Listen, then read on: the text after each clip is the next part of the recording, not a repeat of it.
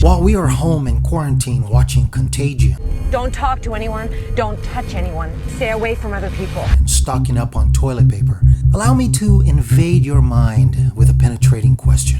What do you do when you detect and uncover a lie? If there's one thing that liars hate, it's the truth. While beauty is in the eye of the beholder, omission of the truth is the agenda of the liar.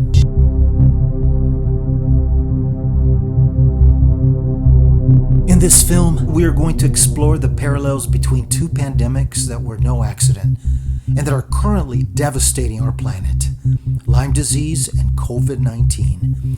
These two have lies in common when it comes to how the powers that be exploit, misinform, and lead the people astray with shams, fairy tales, and myths, all because of their agenda full of greed.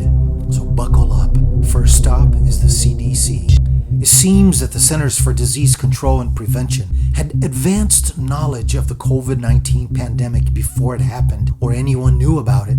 Impossible, you say? Look at this job listing they posted on their site as they were looking for a public health advisor for a, quote, quarantine program, unquote. The problem is that this was posted in November of 2019, a full month before China announced its first case of the virus. They omitted vital information from the public that they apparently knew about. How would the US be today had the CDC been clean and transparent? Let's go even deeper. Did you know that as with the current coronavirus pandemic omissions, back in 1994, the CDC made chronic Lyme disease undetectable in tests?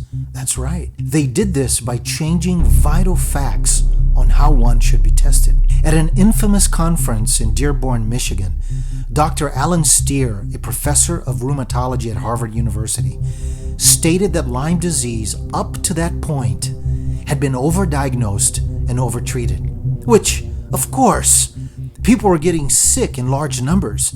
But the way they handled the crisis was by changing the form in which testings were conducted. Along with CDC's Barbara Johnson, Steer purposely changed the case definition to erase the existence of chronic Lyme disease forever. Since then, it is only accepted as an acute illness. In that year, the CDC added the two-tiered ELISA test and removed two important antigens from the Western blotting tests. The outcome? Now, almost 85% of tests return as negative, and people sick with Lyme think they are negative. Because of their dirty hands in the testing system, the Lyme pandemic took off. Good people suffer and pay the price, always. Second and final stop, the suppressing of the truth by silencing and damaging its sources. Case in point, the Chinese doctor who first raised the alarm over COVID-19 has just vanished in China.